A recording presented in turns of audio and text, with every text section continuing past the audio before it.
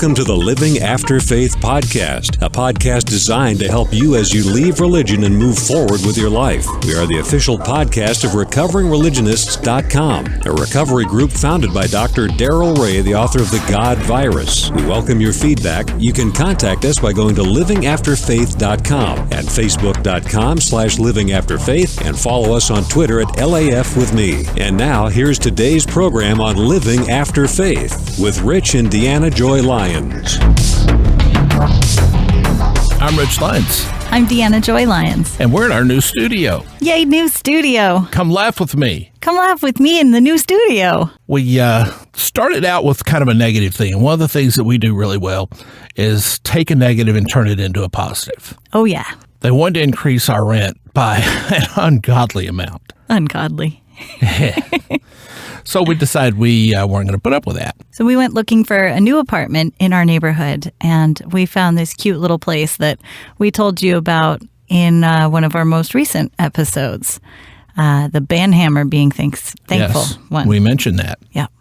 So we found that apartment, and we went and told our current apartment managers that we were moving out and that we found a place that we could get a better deal. And we told them that we thought their price increase was a little unreasonable due to what we could find in the neighborhood. Yeah, a brand new building still under construction. With like Great bigger square amenities. footage, Incredible, wonderful, yeah. Beautiful new building, and it was like the same price for a bigger place. So, we shared this with them, and we said, hey, no hard feelings. We like this building, but, we're going to take that money and get what we can for it.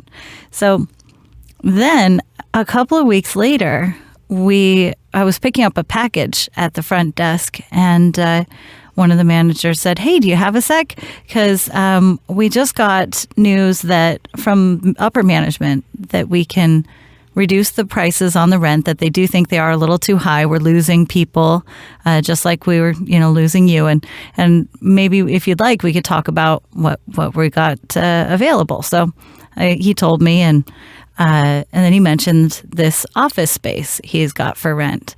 And at first I was like, well, probably be really expensive, and and who knows what it is.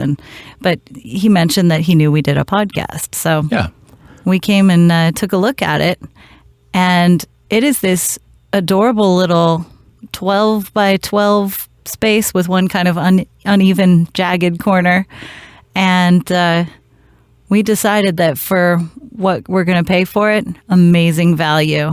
Plus, it gives us some extra storage space off in the corner, too, behind the curtain, which helps when you have a tiny little apartment. So we've got more storage. We've got a good sounding studio and a nice, comfortable studio. We won't have to put Michael Shermer in our closet anymore. I'm sure future guests will be happy to hear they don't have to sit naked in our closet with us. That's right. And to clear things up, Michael Shermer was not naked. Michael Shermer was not naked. It was just the others that were.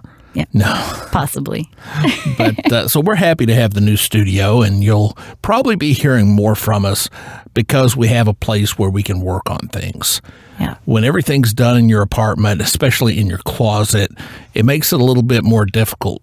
So now we also bought a new laptop, so we're going to do the recordings on the laptop because the laptop's quieter, and I can edit on the laptop while Deanna's doing other things, and we can both simultaneously multitask, and I think that's going to be a lot more productive for the podcast. And it's great for people with such high levels of ADD as we have. Because we're a little spinning, yeah. Yeah. New studio, that's a good thing to talk about. On to what we normally talk about is stuff. And I've been experiencing some stuff, and people seem to think it's okay for me to talk about that. So just got back from a trip to the shrink. PTSD is one of those things you're never really done with. I noticed on my Facebook wall, got the new timeline thing, and noticed on my timeline what day it was that I had posted that my shrink said I was normal. So PTSD is one of those things that you're never really done with. You always will have some level. And after the trip to Texas, it really went down. And I was kind of impressed with that, kind of happy with that, thinking, good. And then it just shot back up. Now, there were several reasons for that. We had more stress at work, still have more stress at work. We had just several things going on. But in a lot of ways, we really didn't decompress from the Texas trip. And even on the trip, we were just kind of in survival mode. Yeah, and it's something that's kind of, you don't realize you're doing it in the moment, but then when you look back a few months later, you go, dude, I was really, really stressed out. And it's been manifesting itself in some kind of heavy anxiety. And I've never really had anxiety issues before. But I think that trip was just enough to kind of throw me for a loop. And JT Eberhard posted on his blog recently a video of him talking about mental illness issues and how we in the skeptic and atheist communities should really share our experiences more. And I know you guys all know about Rich's issues and struggles, and I should share mine. So I agree. Yeah.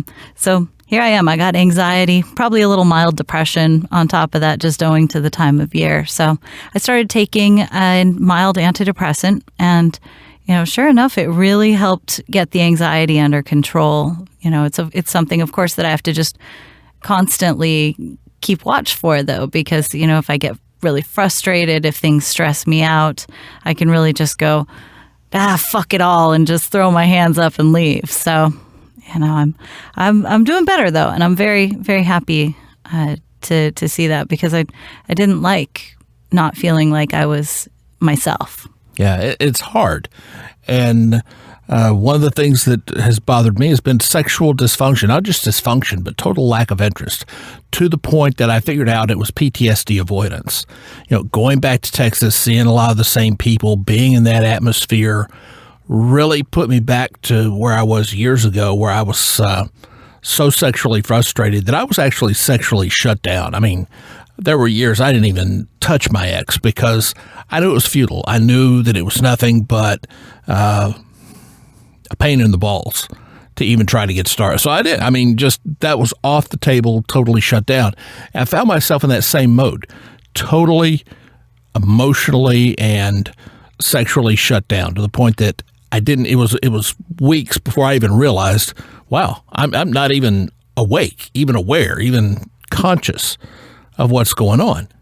And I thought just recognizing it would be enough to fix it. And I found out it wasn't. And we began to talk and try to work on the issue, and finally resorted to that great sage and wisdom of the ages, Google, and began to look at what the symptoms were, and realized I probably or might have low testosterone. Well, this was a huge relief to be able to say there's some medical avenues that we can explore and see what's going on, because it wasn't just the lack of interest. Rich didn't have a whole lot of energy.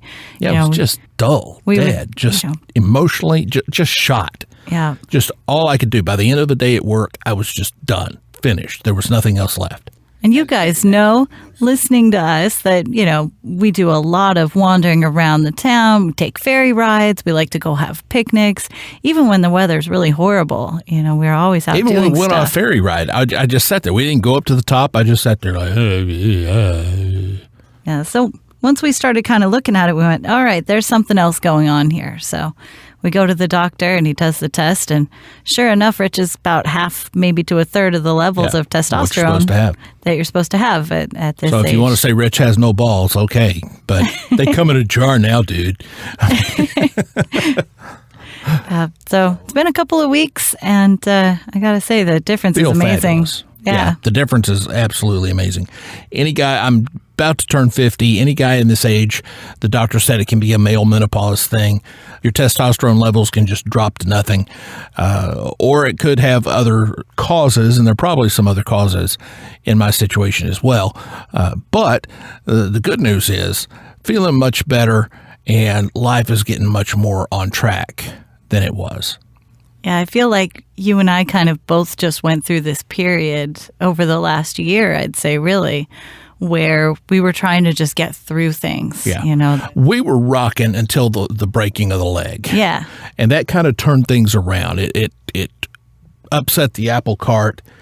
It made life difficult from where we were. It was very, very hard just to function. I think some of my anxiety issues may have stemmed from that as well, because I take the bus to work, and we drive right down that same patch of road where I wiped out. And sometimes I find myself, you're on the scooter again. I'm thinking about the pain. I'm thinking about the fright, because it was terribly scary.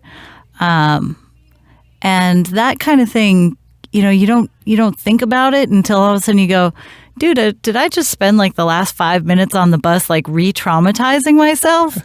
God. It's called a flashback. I'm not very smart sometimes, but then you go, no. Flashbacks happen. It's not that I'm doing it, because I'm too dumb to know better. It's, it's just, it kind of happens. But when your brain does weird stuff like that, like one of the things our shrink says is she says, you try to step out of the emotion and the trauma of the moment and kind of look at your brain and look at your emotions and look at what's going on and go, boy, isn't that interesting? That's the phrase she uses. She says, boy, that's interesting. Why does my brain think that way? Yeah. And what do I need to do to convince it not to? Exactly. And, I'll tell you, that's probably been more helpful than anything else, is just to know that when there is something all messed up inside my head, I can go, that's interesting. I wonder what's going on. And, it doesn't totally fix it or shut it down, but it does go quite a ways to... At least you can manage it. You feel like it's a puzzle to solve. It's a game to play with yourself. It's not a oh, I failed because I'm like all crazy. Yeah. Yeah. With the PTSD symptoms, I've got a program, and I would encourage you to get it. If you've got an Android or an iPhone, it's called PTSD Coach. It's done by Department of Defense and the VA. And a lot of the research for it was done here in Washington State.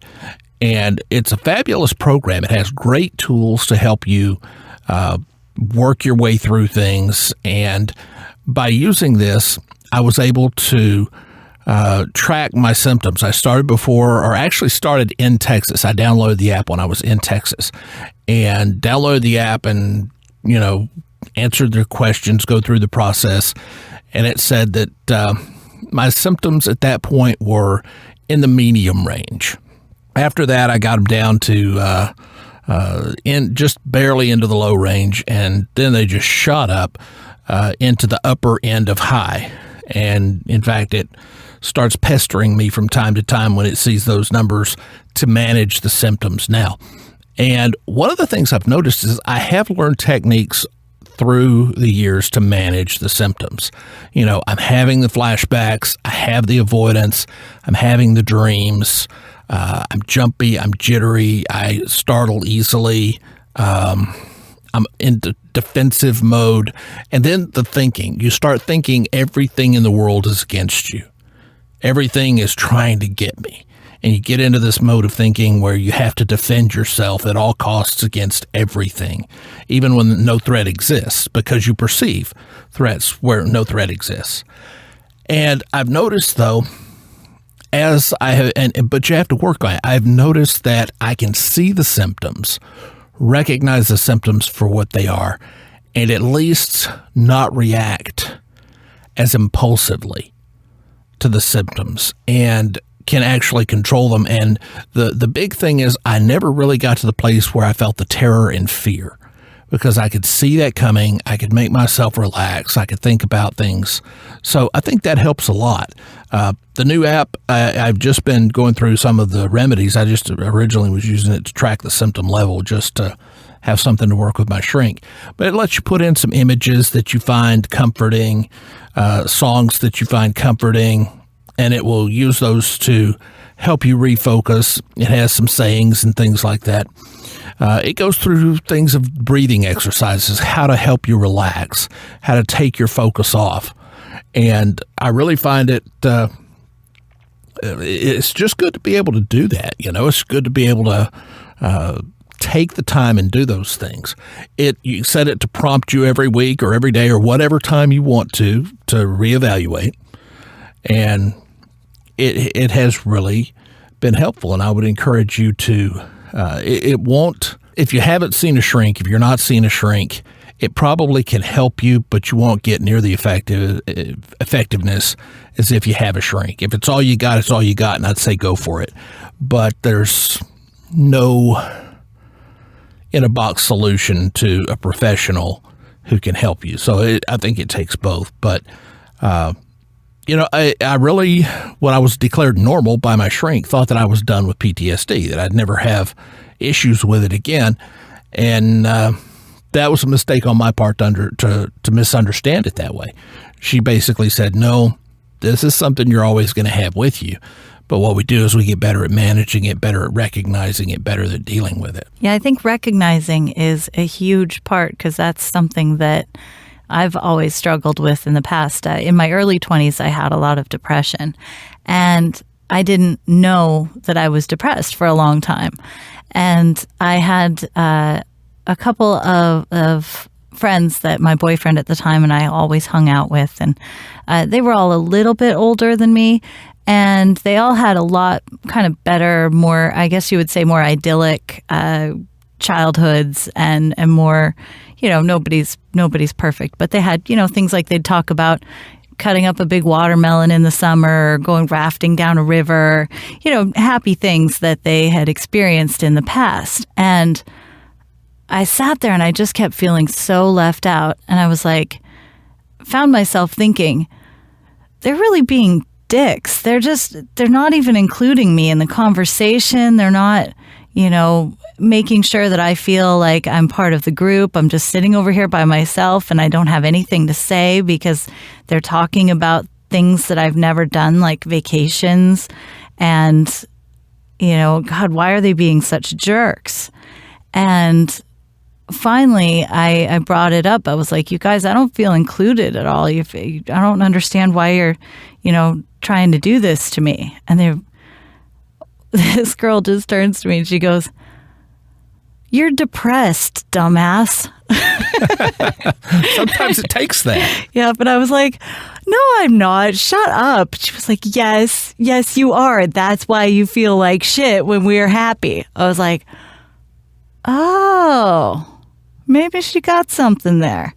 And now, granted, my concerns were real. They really did have experiences that they were sharing in and talking about. But your response to it. Yeah, if I were feeling more like myself, I would have sat there and been happy along with them and, giggled at the thought of doing things like river rafting or whatever and been happy for them and not even realize like, oh, I'm left out. My normal reaction would have been, I want to go do that someday.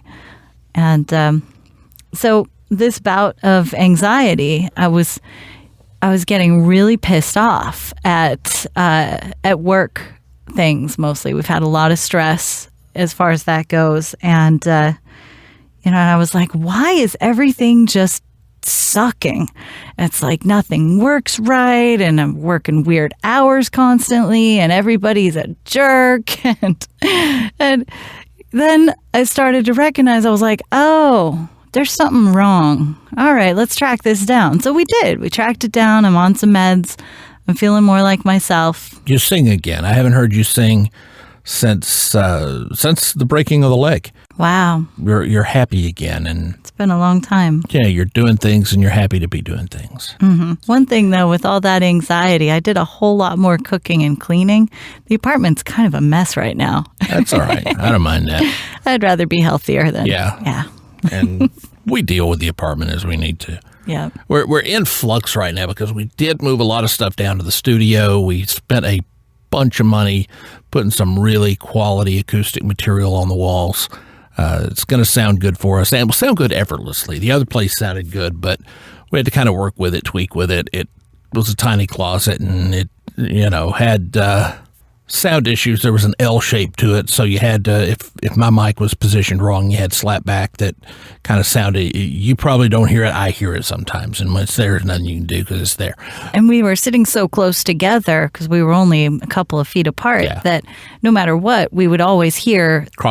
Crosstalk, yeah. I picked up on your mic and you picked up on my mic. So right now we're about 6 feet apart, maybe more. I was going to say about 8 feet. Yeah. Let's see. This portion of the room 7 feet. is 8 by 10 approximately. So yeah, we're 8 or 10 feet apart. Yeah, we're really pleased with the new studio. And if you want, I put up some pictures on our Facebook page. Yeah, if you're on our Facebook page, you knew this podcast was coming where we talk about the studio. It looks gorgeous in here, but more importantly, it sounds gorgeous. Yeah, and it's effortless. We can just come in, plug in, and start talking instead of having to, start moving clothes out of the way and throw things on the bed and then throw the sheet over the things on the bed so whoever's coming in won't see what's on the bed and think that. And put away all the sex toys. Man, yeah. Whenever people come in through your bedroom, they're kind of in an intimate place, Gotta hide stuff. They see the Christmas lights up on the ceiling and the red light bulbs, and they're like, oh, God, what did I walk into?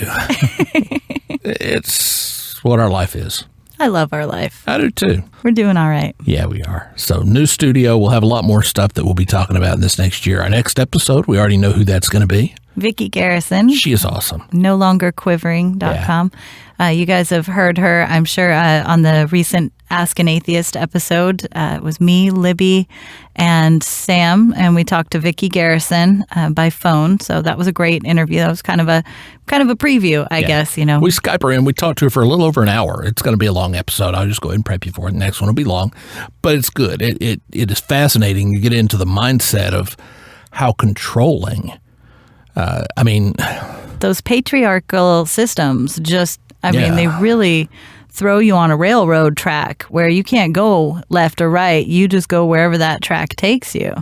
And it was really, really interesting to hear what Vicki had to say, where she came from, how she ended up there, and how she eventually got out. Need to throw a plug in for her. She's looking for a bookkeeper. Oh, right. For the Take Heart Project. And in the interview, we talk about the Take Heart Project, but she needs a bookkeeper, someone who can, on a volunteer basis, I think, take care of the books, do some bookkeeping, maybe some bill collecting, that kind of thing, to help her kind of manage things, because she's a little like we are. Yeah, very creative, very caring, very wonderful person, but, maybe has a hard time keeping all that business stuff together. I know we're the creative type, but we're not real good at. We don't have a bookkeeper because we don't have any books. We just have our bank balance on the iPhone, and you look at it. If you got money, you can get it. If you don't, you can't. Yeah, that's the way the studio worked out. And boy, did we get some awesome deals. Boy, we did. But anyway, we know it doesn't really work that way. You have to plan for things, but we're not always the best at that. We aren't. We've got several. I'm trying to think of some of the other people we're going to talk with. We'll be talking with the redheaded skeptic. She's a blogger who's been chronicling her experience. She's a former Baptist minister's wife who went through a whole lot of crazy stuff and is out and happy and leading a great life now. But boy, it took a lot to get there. Kind of reminds you of somebody. Yeah. Her story reminds me of me, only a lot of different twists and turns, and fascinating story. I love the stories of people who come out, because you invariably find people who, under the worst of circumstances, decide to make a good life out of it anyway. And that to me is just amazing that as humans we have the ability to do that. I think also you may have heard on Ask an Atheist, Jerry Schiffelbein. Oh, right. Jerry is going to join us. It's going to be a different program. Number one, his story took me by surprise. I did not know what Jerry had gone through growing up, and doing the interview just shut me down. So it's hard to go back and listen to it, but we're going to work together and get that one in your ears. And when you hear that, you will cry, you will be angry, and then there's a bit of triumph in the end. Yeah. And at the end, you just kind of want to grab the guy and hug his neck and tell the guy he's got balls made of brass, because he does. Absolutely. And a great guy. So we've got a lot coming up that we're going to be working on. Looking forward to the new year. This year has been a struggle, but we got through it. And I know the New Year's, the date is nothing magical, but it just so happens that we've gotten a lot of things together toward this time of year, and it's a good time to just take that momentum forward. Yeah, and I mean, if we hadn't arranged the apartment the way that we did with the deal with the office here, we would be in the middle of moving right now. Oh, yeah, we would. Yeah, well, we'd be done. No, we'd still be moving. We'd be moving all the way up until January 7th. Yeah, I mean, that was going to be a 3-week process, and goodness knows we probably would have needed it. So overall, we probably would have had a little bit more square footage and a little bit better layout for our living side, but the studio would be smaller, and probably not quite as practical. Yeah, that room had really tall ceiling and everything was a hard surface. Yeah, it so was we gonna would have take had a to lot of material. cover a lot of stuff. Yeah, this one, it's actually bigger. Floor-wise, but the ceiling's not nearly as high. And we don't need ceiling in here. That's true. All it does is bounce sound, so we're good. Yeah. So we were preparing to move, and boy, I think everything kind of got all anxious and a bit traumatizing. That. So it's been a little while. Neither one of us really wanted to. We like where we are. We like the location. We really like the building, like the people that we deal with. We've gotten over the fact that we lost our view. We had a gorgeous view of Elliott Bay, the most fabulous sunsets over the water you've ever seen over the mountains in Wa. I mean, just fabulous over Elliott Bay. Beautiful sunsets. They built an apartment building in front of us, so we don't really get to see as much. You can kind of see a corner of it. It's just not the same. Now, other people walk into our apartment who've never seen it and say, wow, look at this view. We're like, yeah, it sucks. But the other one was going to have no view. I mean, none whatsoever, looking into a building. So we're happier where we are, I think. Absolutely. By this allowing us to get things out of the apartment and be able to use space that we were using for studio, not only gives us a bigger studio, but lets us rearrange things in the house, and that'll be good. I get to put my clothes in the closet now. A closet. Can you believe that? She's had them in boxes. It's been kind of bad. Fancy. Yeah. And a shoe rack that has her shoes where she can actually see them. Oh, that would be cool. Yeah. I'm curious what shoes I have. Yeah. Yeah. So we've got a great year coming up. We wanted to talk to you about the new studio, tell you what's happening, share a little bit about what's happening in our lives. When you don't hear an episode from us, it doesn't mean that we're lazy. A lot of times it means that we're dealing with stuff. And we both work 40-hour weeks. We work the overnight shift. So we both deal with our own mental health issues from time to time. There are those. And we're both scatterbrained. Yeah, we are both scatterbrained. We like that about each other. I mean, It's one of our strengths. That's our superpower. But it's also our kryptonite from time to time. So if you don't hear us, don't think, gee, those lazy bastards. Maybe give us a poke. Send us a message on Facebook. Hey, you lazy bastards. What's wrong with you? I'm Deanna Joy Lyons. I'm Rich Lyons. Come laugh with me.